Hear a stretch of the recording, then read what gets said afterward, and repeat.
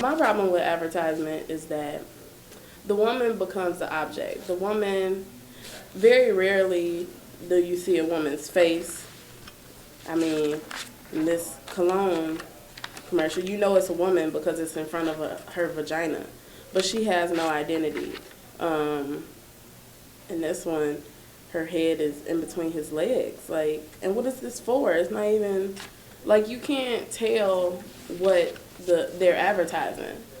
Like, you could watch a commercial and it could be all this sexy, sexy, sexy, and then it's like, oh, come buy these shoes. And you're like, what did that have to do with shoes? Where were the shoes? I didn't see any feet. What? Sex is a really powerful, charged force that deals with our most intimate feelings and our history as children, and how we're loved. And because we don't have a spiritual connection with our sexuality, and we're not grounded in a healthy relationship with the body, because we are in a sex-negative culture, the reason we have too much sex in advertising is because it's like with an organ. If there's a thin wall, if there's a tension in that wall, it balloons out into an aneurysm. And so we have a weak connection of our spirituality with our sexuality. And because we have a weak connection of our spirituality with our sexuality, our sexual expression balloons out and rages through the consumer marketplace, where we use sex to sell as if we're sex addicts, so hungry for that deeper connection that sex gives us with another beloved, that in that hunger, we're addicts. We're sex addicts. We can't get enough. And it also works with that sense of a cultural narcissism that's encouraged. After looking at these pictures, I would have to say yes, there probably is too much sex in advertising. These are pretty explicit. That's just the MTV culture that we live in today, unfortunately. I mean, I wouldn't want my kids to see these. That's just me. There's not enough, actually what we do is we exile culturally that which was once sacred, and sexuality is a sacred phenomena. It's our deepest expression of love, and it's our most intimate connection with another. These are extremes, and there's not usually, people having that much sex in ads on billboards and television, but when there is, it's fun for everyone who doesn't like sex. Photograph of this child and the dogs. On the other hand, this is how we learn about sexuality, is the observance of animals. And so this actually is pretty funny, because anybody who's grown up on a farm, I mean, that's the first experience often of viewing sexuality is with animals. And so, I mean, I find sexuality very joy-filled, and I find actually images of sex sometimes very funny. So I think this is a very funny photograph in some ways. The child pointing to the dogs. But these are puppies. Yes, puppies do that. Actually, it's all about power rather than, real, right? They assume dominance over one another through the sexual act. And this is interesting because that's what rape is about, right? It's about assuming a dominance.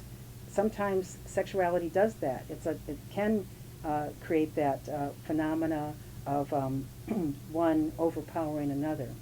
Wow. Well, a lot of these ads that have all the sex in them, all the sexiness, a lot of them are fashion ads. And I don't know, fashion's always really been about sex. The McDonald's one is kind of mild, but I don't know, I don't have a problem with sex, so I guess that's why I'm not really offended by it. and it is what sells, and the media and just the way America runs, even though, well, this one's not an American advertisement. Everyone just cares about money and making money, so I don't think it's anything that's going to change if sex is what's selling. And it's what people are prepared to do, I guess, to make money, so I think we just have to live with it either way, because I don't think it's going to stop. It works. I don't know. It doesn't offend me, so. I can see most of this are like drinking and like fashion. So those are things that directly relate with sex. But I don't want to judge from just these. I say yes, in some advertising is too much, but not overall. I'm not liking this one. This is like inference of a rape. There's 4 men, and one man is holding down the arm of this woman who's prone and has her knees up. I do not like this image. No. Mm-mm. No, no, no. I am not buying this product. I am not going for this ad. This is a negative image of, it infers rape. Is there too much sex in advertising? You know, I think that sex is a good thing. It's a natural thing. It's a beautiful thing. As far as sex and advertisement, I do believe that it is wrong to sell sex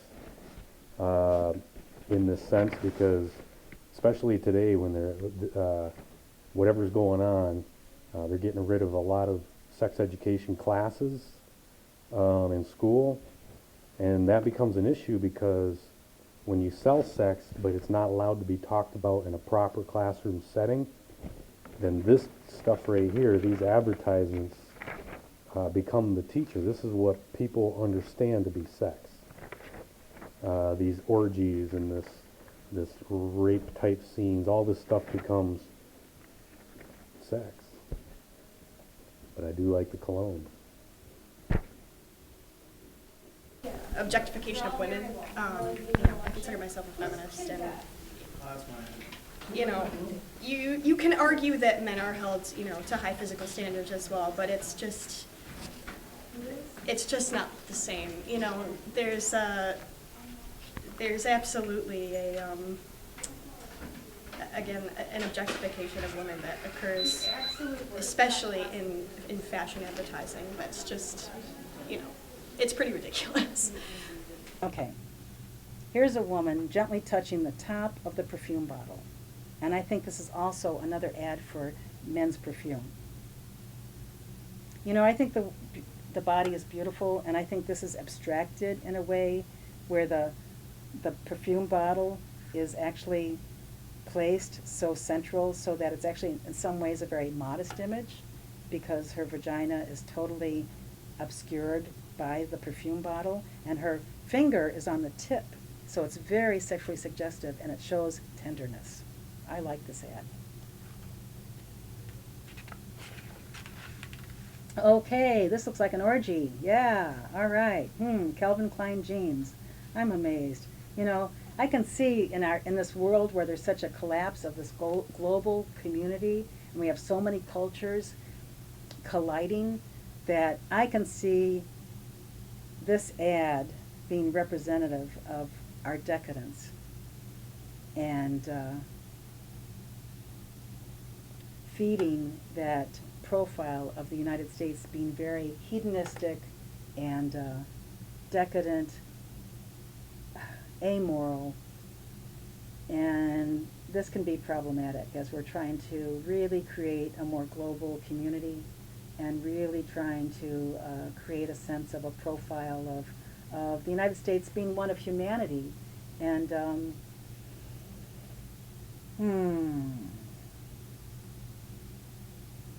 we explored group sex in the 70s. That was part of the sexual revolution, and in some cultures, sexual cultures, it can work, as I understand male sexuality in public clubs. It has to be orchestrated, as I understand, in order for no one to feel like they're being left out. But my personal experience is one-on-one is the best. Oh, there it is, okay. But there's no diversity in advertisement. There is a definite underrepresentation of African American women and women of other minorities.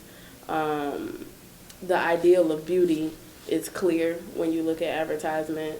Is white, blonde, or brunette. Now we include brunettes, but hair and blue eyes and slim, and you don't see any plus size. And when Dove did that plus size commercial, they definitely photoshopped the mess out of everybody. You don't get to see people's flaws as if people's flaws are beautiful.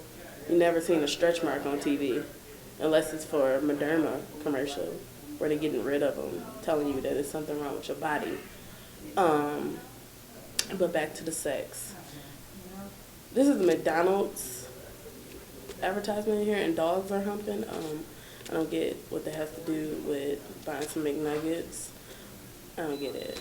But yeah, it's definitely, everything is oversexed. We live in an oversexed society when it comes to advertisement and publicity, but women are taught to be ashamed of their bodies at the same time. It's a funny contradiction to me because everything is sex. Everything is sex. And it's okay for men to be sexual, but women, when women are express their sexual freedom, they're whores, or, you know, they're sluts or harlots, Jezebels, whatever you want to call them. But, you know, it's okay for men to be sexual. And I don't think that's fair, especially when everything in the media tells you to be sexy. And then when you embrace yourself,